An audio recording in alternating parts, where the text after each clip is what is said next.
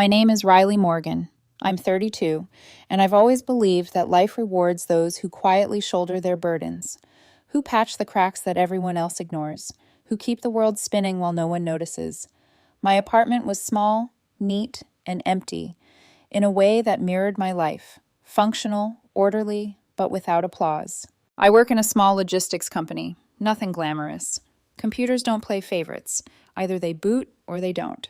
My rent is paid, my car is dented, my eggs are cooked just right in the morning, my budget spreadsheet updated every week. No one sees it, no one thanks me.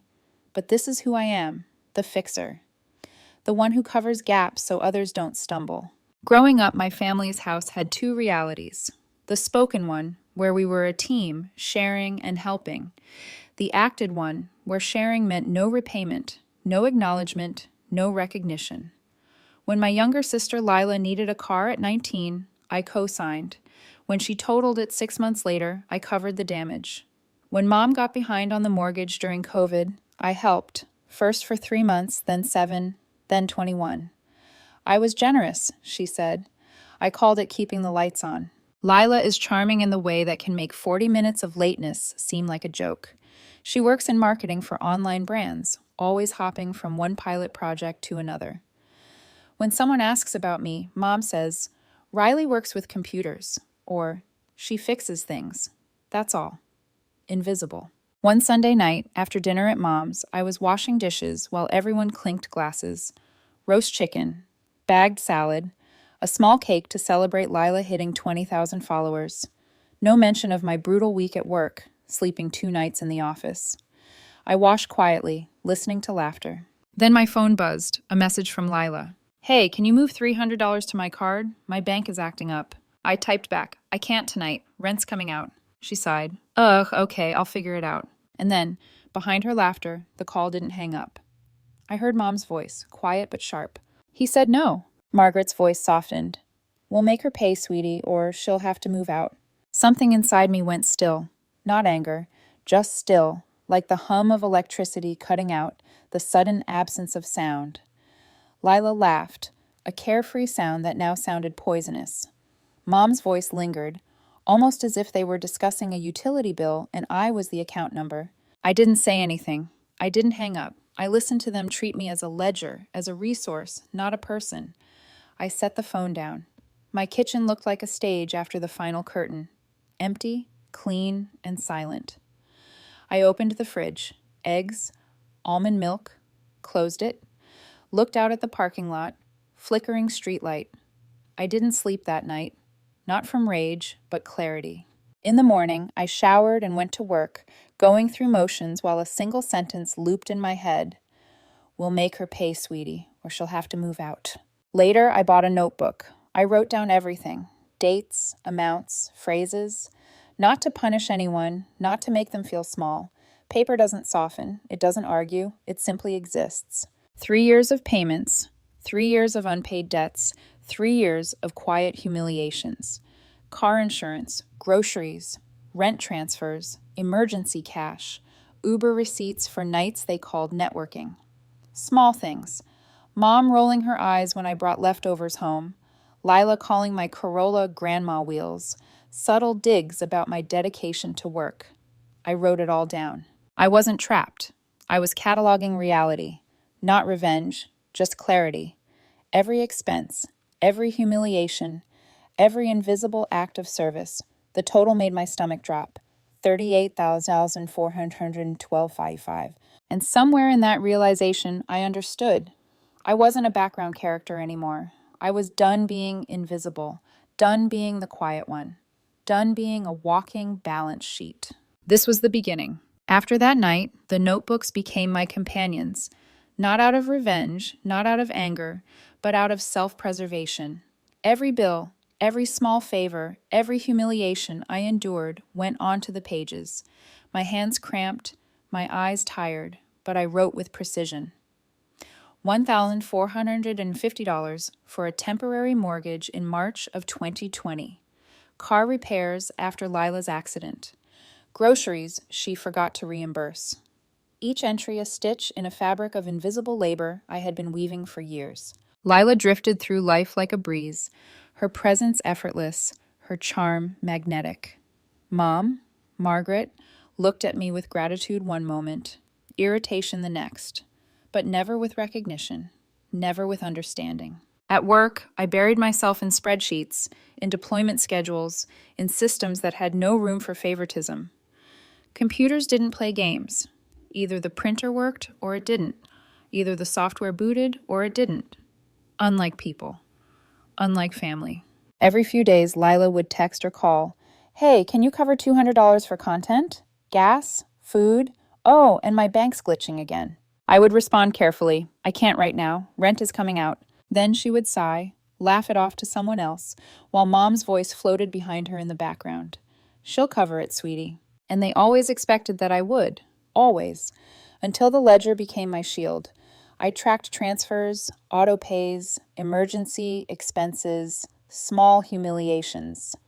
The repeated jokes, the subtle digs, the way they treated me like a utility, not a person. Evan noticed my quiet obsession. One evening, after I'd spread receipts and notebooks across the coffee table, he asked softly, "Riley, why are you doing this? Why are oh?" I looked at him, tired but resolute. "Because I need to know the truth. Not theirs. Mine. I can't fight them. They don't see it, but I can see it." He nodded, and in his silence, I felt acknowledgement. Finally, someone saw what I was carrying. Family dinners were still excruciating. Roast chicken, small celebrations for Lila, applause and congratulations for her social media milestones. I poured water, set plates, cleared dishes. My own accomplishments? Invisible. My weeks at work? Never mentioned. Yet, amidst the quiet indignity, I began to feel something dangerous. Clarity disguised as anger. I wasn't just writing numbers anymore, I was writing the story of my invisibility, and for the first time I realized it didn't have to stay invisible. Then came the small victories, moments when Lila had to face reality. A missed payment, a late fee, a call from the car insurance company. I didn't intervene. I watched quietly, not cruelly, but deliberately. She needed to navigate the consequences she had always avoided. One night, I added a new heading in the notebook, Settlement Ledger. A total of every dollar I had paid for them that I shouldn't have. $38,412.55. A sum that made my chest tighten, but also gave me strange, simmering power. Not revenge, but balance. I imagined presenting it to them, not in anger, not in shaming, but as fact, as evidence of my boundaries. The air around our family had shifted without them noticing. I was quiet, yes. Invisible, yes. But now I was calculating, aware, ready. Evan noticed my transformation. One evening he said, "You're not just doing this for money, are you?" "No," I said softly. "I'm doing this for me, for clarity, for space, for the life I've been giving away without asking for it back." Lila and Mom continued their routines, their laughter, their obliviousness. But in the margins of the ledger, I could see a path toward control, autonomy, and finally saying no. And I was ready. The day I decided to confront them, I spread everything across the kitchen counter. Receipts, bank transfers, spreadsheets, screenshots. The ledger of $38,412.55 stared up at me like a mirror. Every sacrifice, every invisible act of labor, every unpaid debt I had quietly absorbed over 3 years, it was all here. I could hear Lila and Mom laughing in the living room, the sound light and careless. I walked in, my palms pressing against the papers, feeling their weight. "No," I said firmly, placing the ledger on the table. Mom, Margaret raised her eyebrows. "You made it?" "Yes, I made it," I said, calm but resolute. "Every payment, every expense I covered for you over the last 3 years. Mortgage, utilities, car insurance, medical bills, groceries, everything. $38,412.55. Lila's smile faltered. "Riley, what are you doing?" I met her gaze. "I'm drawing a boundary. I am not your emergency fund. I am not your invisible support. I am not a resource to be tapped whenever it's convenient." Mom's face hardened. "This isn't about money. We're family. Family helps family." "Not at the cost of my life," I said. "Not at the cost of my sanity." Not when you treat me like a ledger and nothing more. I've documented every cent. I'm asking for repayment from the proceeds of the house sale. If you can't manage that, we can arrange monthly payments. 0 interest, no penalty. Fact, not revenge. Lila laughed nervously, brushing a strand of hair behind her ear. It's just money, Riley. You're making a big deal out of nothing. It's not nothing, I said quietly. It's everything. My time, my energy, my patience, my life.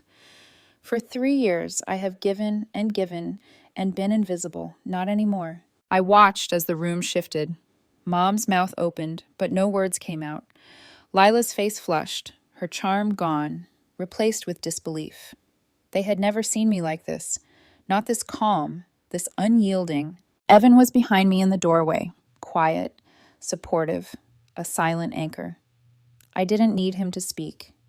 He just needed to be there, the reminder that I had a life outside of this family's demands. Mom finally said, her voice shaking slightly, we didn't realize. I shook my head. You realized. You just ignored it. And now I am asking for clarity, for boundaries. I am done being your default solution. Your yes when it's inconvenient for you. Your invisible labor. If you want my help, you need to ask like a person, not a lever. I will not cover emergencies, pay bills, or co-sign loans anymore. Not now. Not ever. Lila's voice was sharp, panicked. You can't do this. We raised you. We gave you everything.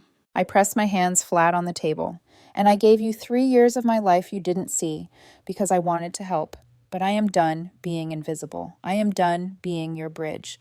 I am done giving away my time and my money as if it's my only value. Silence. The tension was cinematic, heavy in the air. The fridge hummed. A dog barked somewhere outside. My words hung between us, sharp and undeniable. Mom's voice softened finally, almost pleading. You're not cruel, are you? I'm not cruel, I said. I'm clear. I'm practical. I'm reclaiming my life. Leela's eyes welled with tears. But what will we do? Manage your lives without me, I said simply. That's your responsibility, not mine. I collected the papers, carefully stacking them, leaving the ledger on the table. My heart raced, but my voice stayed steady. For the first time in years, I felt visible, empowered, and fully myself. It wasn't dramatic. There were no screams or door slamming. It was quiet, decisive, absolute. The boundary was drawn, and I would not retreat. After the confrontation, life didn't erupt into chaos. It shifted subtly, like the gentle pull of a tide. The ledger remained on the kitchen table for a day, untouched. Lila and Mom avoided it, avoided me, avoided acknowledgement.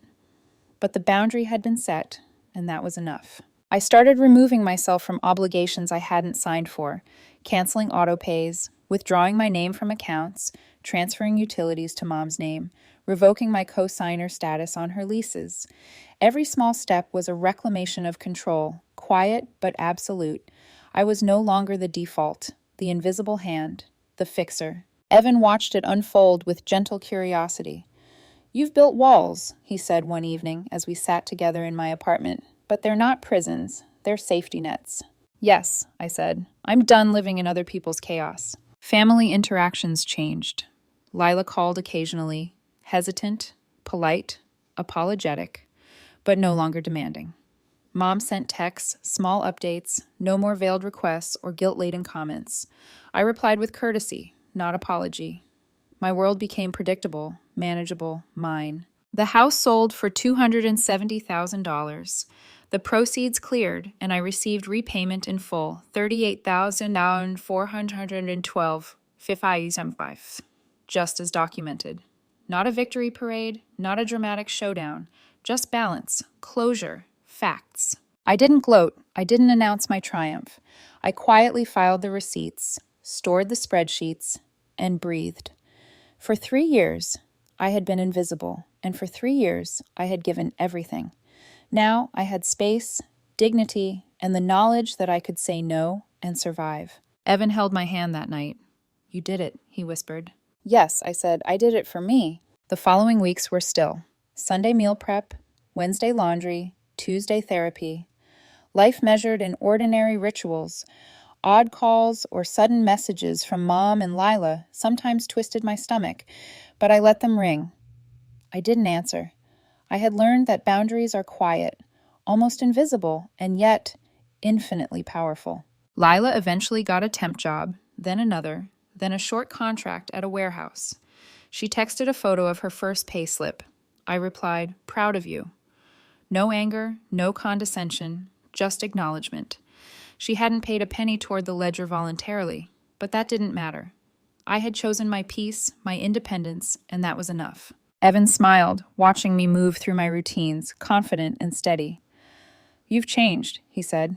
"I've returned to myself," I replied, finally. Some days I still drive past the old house, new car in the driveway, wind chimes on the porch. Someone loves it, and that helps. My life isn't tied to their chaos anymore. I am not their plan. I am not their safety net. I am my own. Months passed. The notebooks remained, tucked neatly on a shelf, a testament to the life I had quietly carried, and now released. I didn't need them anymore. They were no longer shields. They were reminders that I had the power to claim my life back.